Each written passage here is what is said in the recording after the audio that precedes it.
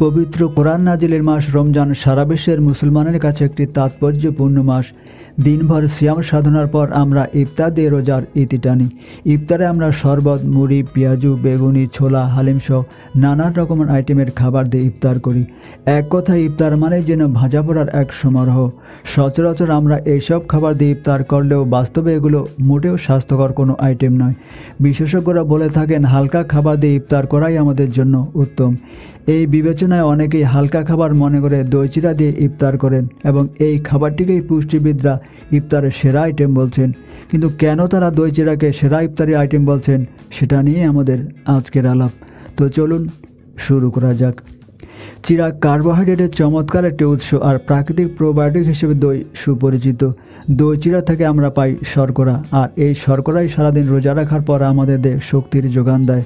আর দই হচ্ছে একটি প্রোবায়োটিক যেটা তৈরি হয় দুধ থেকে, আর এই জন্য এই দই থেকে আমরা খানিকটা আমিষ বেশ কিছু গুরুত্বপূর্ণ পুষ্টি উপাদান পেয়ে থাকি। ইফতার হিসেবে দই চিড়া সেরা কারণ নাম্বার 1, দইয়ে ক্যালোরি কম, শক্তি বেশি। দই চিড়া আপনাকে দ্রুতই শক্তি এনে দেবে এবং মজার ব্যাপার এতে ক্যালোরি মাত্রা কম থাকে। অন্যদিকে দই চিড়া আমাদের ক্ষুধা বিলম্বিত করে, ফলে ওজনও থাকে নিয়ন্ত্রণে। তাই রোজা রাখার পরও যাদের ওজন কমে না তাদের জন্য দই চিড়া একটি আদর্শ ইফতারি আইটেম। নাম্বার 2, দই চিড়া হজমে উপকারী।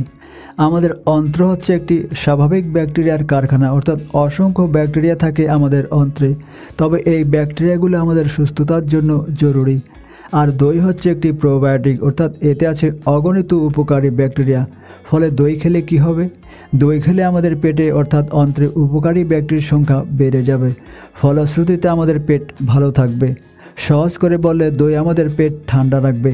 এছাড়াও দই চিড়া সহজে হজম হবার মতো খাবার, তাই নিজে তো হজম হবেই, অন্যান্য খাবারগুলোকেও হজম করতে সাহায্য করবে। অধিকন্তু দুধ থেকে তৈরি খাবার হওয়াতে দই আমাদের কোষ্ঠকাঠিন্যও হতে দেয় না। নাম্বার 3, আঁশে ভরপুর একটি খাবার। লাল চিড়ায় থাকে এক ধরনের আঁশ যা আমাদের কোষ্ঠকাঠিন্য প্রতিরোধ করে। লাল চিড়া আঁশযুক্ত হওয়াতে দই লাল চিড়া খেলে সেগুলো সহজে আমাদের ক্ষুধা লাগতে দেয় না। এই খাবার আমাদের রক্তের খারাপ চর্বিও কমিয়ে দেয়। এছাড়াও চিড়া আঁশযুক্ত হওয়াতে আমাদের দেহে ব্লাড সুগার দ্রুত বাড়তেও দেয় না, আবার হুটহাট করে ব্লাড সুগার কমতেও দেয় না।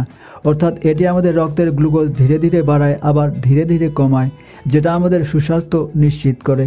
তাই এই খাবার যেমন ডায়াবেটিসে আক্রান্ত ব্যক্তির জন্য ভালো, তেমনি যারা ডায়াবেটিসে আক্রান্ত না তাদের জন্য ভালো।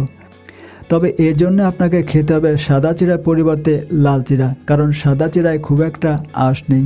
তাই আপনি যদি আঁশের উপকারিতা পেতে চান তাহলে লাল চিড়া আপনার খাবার মেনুতে লিপিবদ্ধ করুন। নাম্বার 4, আমাদের দেহের ক্ষয় পূরণ করে। দিনের বেলায় যেহেতু আমরা কর্মব্যস্ততায় থাকি, স্বাভাবিকভাবেই আমাদের দেহে ক্ষয় হয়, আর সেটা পূরণ করতে প্রয়োজন হয় আমিষ। প্রাণীজ উৎস থেকে প্রাপ্ত আমিষ আমাদের দেহে ক্ষয় পূরণের জন্য বেশি কার্যকর, আর এই প্রাণী উৎসের চমৎকার একটি রেসিপি হচ্ছে দই চিড়া। তাই সারাদিন রোজা রাখার পর যখন আমরা ইফতারে দই চিড়া খাবো তখন দইয়ের আমিষ আমাদের দেহের ক্ষয় পূরণ করতে সাহায্য করবে, যার ফলে আমরা সহজেই রাতের অন্যান্য কাজের জন্য নিজেকে পূর্ণ উদ্যমে প্রস্তুত করতে পারি। নাম্বার 5, এছাড়াও যেটা করে দই চিড়ার মতো একটি পুষ্টিকর খাবার খাওয়ার অন্যতম একটি উপকারিতা হচ্ছে এটি খেলে আস্তে আস্তে আপনার ভাজা পোড়া খাওয়ার প্রবণতা কমে যাবে। আর যেহেতু ভাজা পোড়া খাওয়ার প্রবণতা কমে যাবে তাই আপনি সুস্থও থাকবেন। তবে দই চিড়া যখন খেতে যাবেন চিনি বা গুড় ছাড়াই খাওয়ার চেষ্টা করবেন। চিনি বা গুড় ছাড়া হয়তো স্বাদ একটু কম লাগে, তাই চিড়া ভেজানোর সময় সামান্য একটু লবণ যোগ করতে পারেন, তাহলে আর অতটা স্বাদহীন লাগবে না। দই চিড়ার সঙ্গে আপনি কলা বা অন্যান্য ফলও যোগ করতে পারেন। এভাবে খেলে আপনি সেসব ফলের পুষ্টিও পাবেন, খাবার স্বাদও বাড়বে। আপনি এই দই চিড়া ইফতার অফিসে বা দোকানে যে কোনো জায়গাতেই অনায়াসে খেতে পারেন, কারণ দই চিড়া ইফতার তৈরি করা খুবই সহজ। এটি আমাদের প্রাচীন গ্রাম বাংলার চিরায়ত খাবার, আমাদের বাপদাদারা আয়েশ করে খেতেন। দর্শক, কৃত্রিম বা আর্টিফিশিয়াল এই যুগে ন্যাচারাল ফুড পাওয়া যথেষ্ট কষ্টসাধ্য, সেখানে আপনি চাইলেই সহজেই দই চিড়া অনায়াসে ম্যানেজ করতে পারেন। এই ছিল আজকের মতো। ভিডিওটা কেমন লাগলো কমেন্টে জানাবেন। কথা হবে পরে কোনো এপিসোডে। আল্লাহ হাফেজ।